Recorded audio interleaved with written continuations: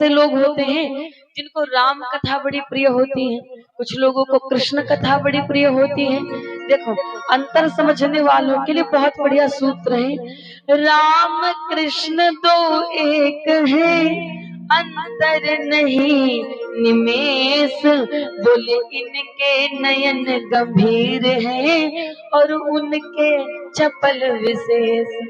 राम जी की कथा मर्यादित कथा है, ठोस कथा है। राम जी की कथा जहाँ कहीं भी चल रही हो, इसको दिमाग से सुनिएगा, देखना कितनी प्रिय लगेगी।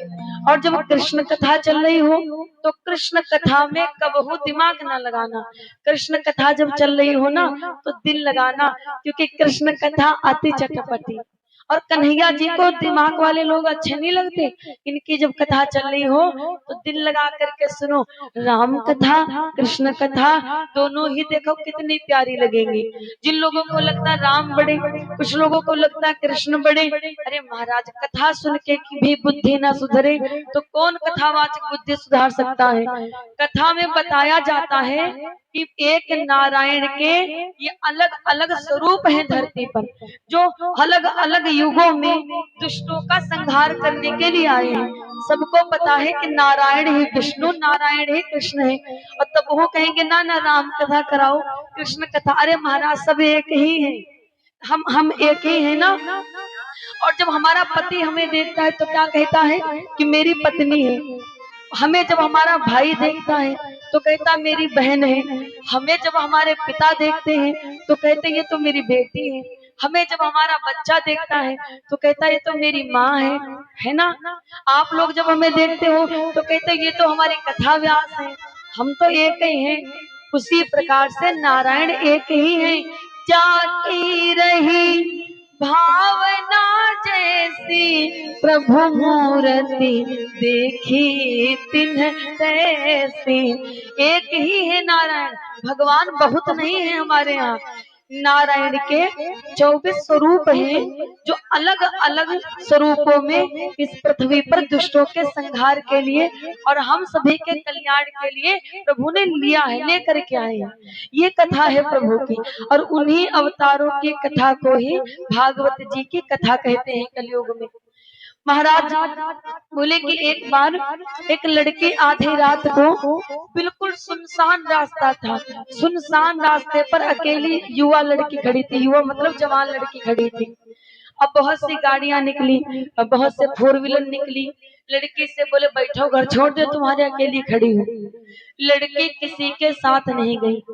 थोड़ा और देर हुआ, रात का 1-2 बजा, तो एक लड़का निकला, वो भी युवा था। तो लड़का निकला तो लड़के को उस लड़की ने खुद रुकवाया और बोली भैया हमको हमारे घर छोड़ दो। तो लड़का ने बिठाया उसको, उसके घर छोड़ दिया। तो जब लड़की घर जाने लगी तो लड़के ने कहा एक बात पूछे तब जाओ। लड़की बोली बताओ। तो लड़का बोला क्या तुम हमको जानती हो? नहीं। क्या कभी पहले देखा था? नहीं। तो लड़का बोला तो यही बताओ कि आधी रात को न जान न पहचान और तुम हमारे साथ बिना किसी झिझक के चली आई, तुम्हें डर नहीं लगा? लड़की बोली बिल्कुल नहीं। तो लड़का बोला यही बताओ डर काहे नहीं लगा? न तुम जानती न पहचानती हो, आधी रात को बैठी चली आई बिना किसी झिझक के, डर नहीं लगा हमसे? लड़की बोली नहीं लगा। तो लड़का बोला क्यों नहीं लगा ये बताओ। तो लड़की ने कहा भैया ये सच है कि मैं आपको नहीं जानती हूँ, लेकिन जब आप आ रहे थे तो मैंने आपकी गाड़ी पर लिखा देखा था जय श्री राम, और मैं समझ गई ये तो राम का भक्त है, और राम का भक्त कभी कोई अनुचित कार्य नहीं कर सकता। ऐसी राम जी की ठोस कथा मर्यादित कथा है। राम के भक्त बनो तो राम जी के संस्कारों का पालन भी करो, राम जी की बेइज्जती ना करवाओ। अन्य धर्म के लोगों को कहने का मौका मिल जाता है, फिर तुम्हारे राम क्या यही करते थे, तुम्हारे कृष्ण क्या यही करते थे। एक व्यक्ति है बौद्ध धर्म के कथावाचक, तो वीडियो में बोल रहे थे, बोले कैसा वो कन्हैया था जो गोपियों के कपड़ा चुराता था। तो हम थे नहीं वहां पे, और ना इतने बड़े प्रवक्ता हैं जो वीडियो में कहें तो वीडियो वहां तक पहुंच जाए। एक बात बताओ मूर्ख व्यक्ति, तुमने कपड़े चुराते देखा? कन्हैया जी हमारे 7 फन वाले कालिया नाग पर नाचे थे। हम कह रहे हैं हम कन्हैया को नहीं तुम्हें भगवान मानेंगे, तुम बरजतिये के आगे नाच के दिखा दो। कन्हैया जी कपड़ा चुराते थे, मूर्ख नालायक दुष्ट व्यक्ति, यही तुमने देखा जिंदगी भर। कन्हैया जी ने 7 कोस के गिरिराज को कन्नी अंगुली पर उठाया था, तुम 5 पसेरी उठाए के दिखाओ, हम तुम्हें भगवान मान लेंगे। कन्हैया जी ने एक पटकना में कंस को मार दिया था, तुम हो किसी को एक पटकना में मार के दिखाओ, जेल चले जाओगे और कोई वकील ऐसा नहीं होगा जो जमानत तुम्हारी करा पाए। कन्हैया जी कपड़ा चुराते थे तो उनकी कथा हम लोग सुनाते हैं, तुम भी कपड़ा चुराओ, हम कह रहे तुम भगवान हो तो तुम हो कपड़ा चुराओ, ऐसा मारे जाओगे जो खानदान वाले सकल नहीं पहचान पाएंगे। चले हैं हमारे भगवान कृष्ण के पीछे पड़ने। कन्हैया जी की कथा सुनने का विषय है, सुनो, लेकिन करने की कोशिश मत करना, करोगे तो मार खा जाओगे। बोले कपड़ा चुराते थे, अच्छा तो खाली कपड़े चुराए? उन्होंने तो बहुत कुछ किया, वो भी करके दिखाओ तुम। अब आओ बड़े भाव से अग्रिम कथा का श्रवण करें। राम जी, लक्ष्मण, भरत, शत्रुघ्न, राम का विवाह तो जानकी मैया से पक्का हो गया। अब जब बारात आई, कहां से? अयोध्या नगरी से जनकपुर के लिए बारात। तो जनकपुर के लिए जब बारात आई तो राजा जनक जी के ये जो उर्मिला जी हैं, ये उर्मिला जी माता जानकी की सगी बहन है, और मांडवी, श्रुत कीर्ति ये माता सीता के सगे चाचा की बिटिया थी। अब राजा जनक जी के छोटे भाई आए दशरथ जी के पास में और कहा महाराज भगवान का संयोग देखो, आपके 3 बेटा कुंवारे और संयोग से हमारे घर भी 3 बिटिया कुंवारी। महाराज हम कहीं भी विवाह कर देंगे अपनी बिटिया का, लेकिन महाराज हम पूरे संसार में भी घूमेंगे ना तो आप जैसा ससुर हमारी बिटिया को नहीं मिलेगा, अयोध्या जैसी ससुराल नहीं मिलेगी। और संयोग बड़ा बढ़िया है, 3 बेटा कुंवारे, इधर 3 बिटिया कुंवारी। अगर उचित लगे, अगर महाराज अच्छा लगे तो आप विवाह महाराज मंजूर कर लीजिए, स्वीकार कर लीजिए। अब का विवाह पक्का हो गया, स्वीकृति दे दी गई।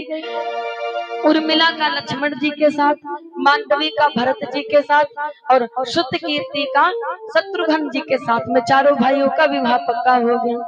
4 भाइयों का धूमधाम से विवाह भी हो गया, बड़े भाव से विवाह संपन्न हुआ। बारात अयोध्या नगरी को वापस आ गई।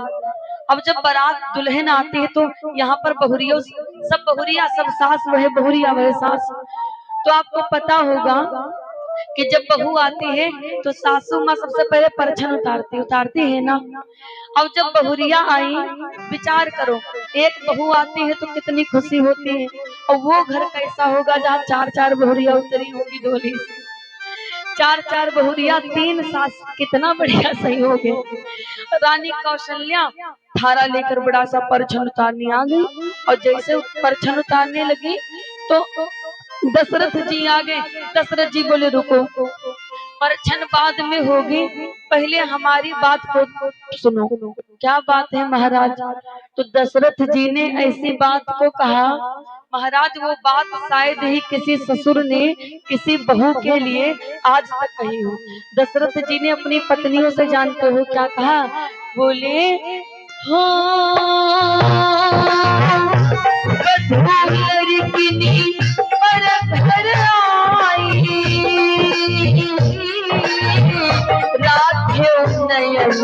पलक की नाई। राम सिया राम जय जय राम, राम सिया राम जय जय राम। जहाँ सिमरती तहाँ संपत्ति नाना,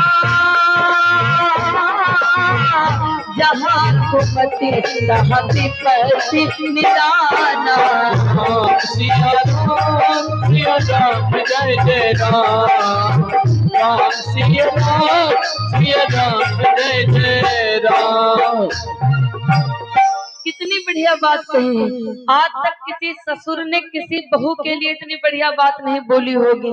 अपनी रानियों से कहा परछन बाद में होगी, पहले हमारी बात सुनो। क्या बात है महाराज? कहा बधूल रिकनी पर घर आए। बोले ये दूसरे की बिटिया है जो तुम्हारे घर रूप बदलकर बहू के रूप में आई है।